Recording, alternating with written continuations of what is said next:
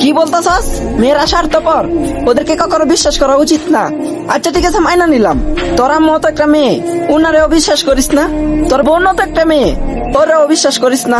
আর তুমি কি বলতে চাও যে শুধু মেয়েরাই ধোঁকা দেয়? কখনোই না, আমরা ছেলেরা আরো বেশি ধোঁকা দেই।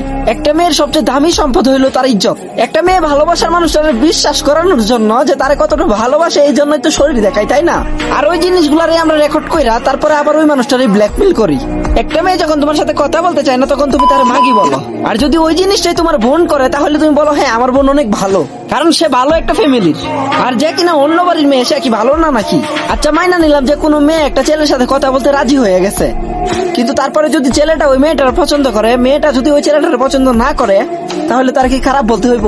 ভাই শুন, কোন মেয়ের চরিত্রের উপর আঙুল উঠানোর আগে একটা কথা চিন্তা করিস, তোর বাড়িতেও কিন্তু মা বোন আছে। হ্যাঁ আমি মানি যে কিছু মেয়ে খারাপ, যারা তার সৌন্দর্যের অপব্যবহার করে।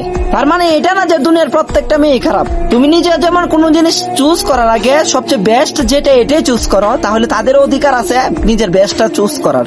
মাথার মধ্যে যদি গোবর ভর্তি না থাকে, তাহলে আমার কথাগুলো বুঝতে পারবা।